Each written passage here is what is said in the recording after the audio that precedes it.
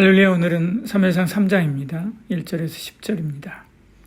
아이 사무엘이 엘리 앞에서 여호와를 섬길 때에는 여호와의 말씀이 희귀하여 이상이 흔히 보이지 않았더라. 엘리의 눈이 점점 어두워 가서 잘 보지 못하는 그때 그가 자기 처소에 누웠고 하나님의 등불은 아직 꺼지지 아니하였으며 사무엘은 하나님의 궤에 있는 여호와의 전 안에 누웠더니 여호와께서 사무엘을 부르시는지라 그가 대답하되 내가 여기 있나이다 하고 엘리에게로 달려가서 이르되 당신이 나를 부르셨기로 내가 여기 있나이다 하니 그가 이르되 나는 부르지 아니하였으니 다시 누우라 하는지라. 그가 가서 누웠더니 여호와께서 다시 사무엘을 부르시는지라. 사무엘이 일어나 엘리에게로 가서 이르되 당신이 나를 부르셨기로 내가 여기 있나이다 하니 그가 대답하되 내 아들아 내가 부르지 아니하였으니 다시 누우라 하니라. 사무엘이 아직 여호와를 알지 못하고 여호와의 말씀도 아직 그에게 나타나지 아니한 때라. 여호와께서 세 번째 사무엘을 부르시는지라. 그가 일어나 엘리에게로 가서 이르되 당신이 나를 부르셨기로 내가 여기 있나이다 하니 엘리가 여호와께서 이 아이를 부르신 줄을 깨닫고 엘리가 사무엘에게 이르되 가서 누웠다가 그가 너를 부르시거든 내가 말하기를 여호와여 말씀하옵소서 주의 종이 듣겠나이다 하라 하니 이에 사무엘이 가서 자기 처소에 누우니라.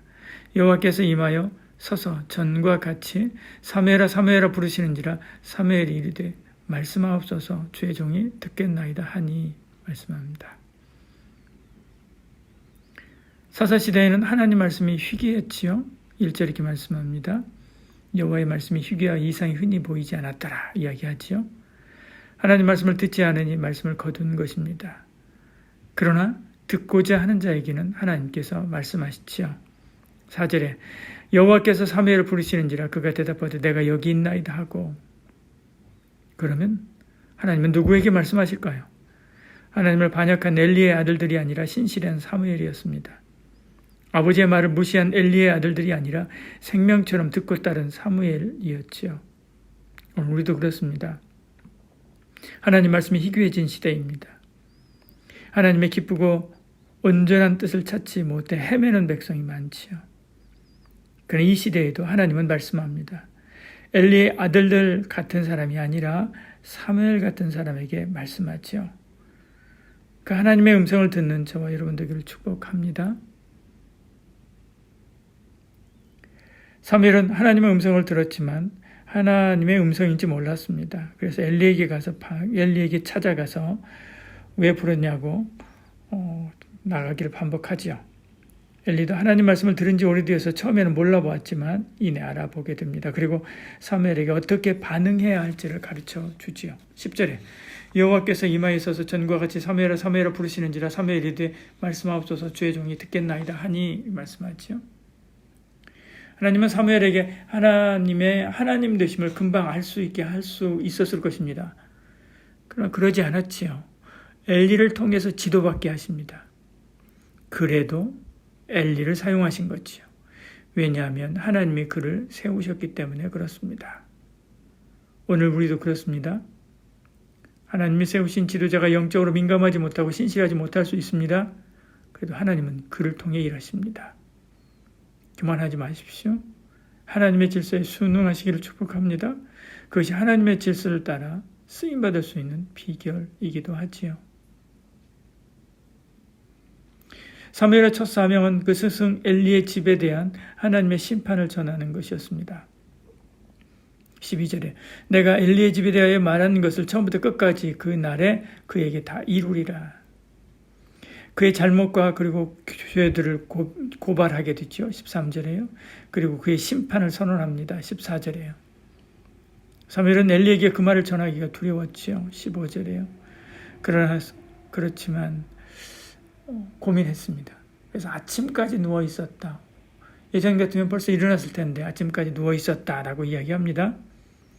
엘리는 조심스럽게 하나님이 하신 말씀을 묻지요.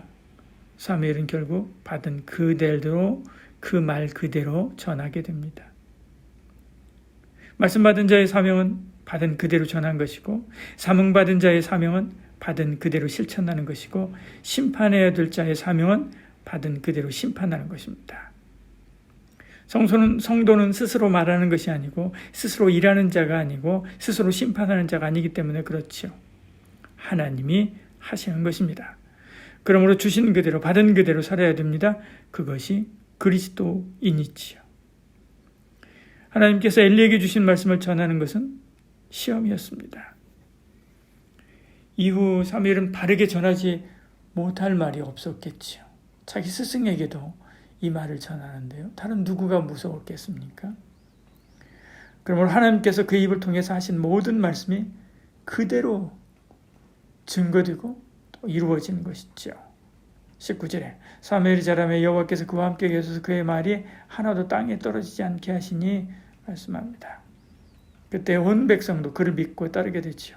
하나님은 그를 더욱 기쁜 마음으로 들어 사용하시고 이스라엘을 그를 통해서 변화시켜 가시는 것을 보지요. 우리도 사무엘처럼 쓰임받는 은혜가 있기를 축복합니다. 기도하겠습니다. 사랑이 많으신 우리 하나님, 우리 가운데 함께 하시고 은혜 베풀어 주시사 하나님께서 우리에게 주신 말씀대로 사명대로 붙들림 받으어 쓰임받는 저희들 되게 하여 주시옵소서. 오늘 하루도 하나님의 은혜 가운데 붙들림 받으어서 아프가니스탄과 북한을 위해서 기도하게 하시고 우리의 신앙을 위하여 기도하게 하시고 또 굳센 믿음 가지고 이 어려운 시기 믿음으로 승리하는 저희들 되게 하여 주시옵소서. 예수님의 이름으로 기도합니다. 아멘.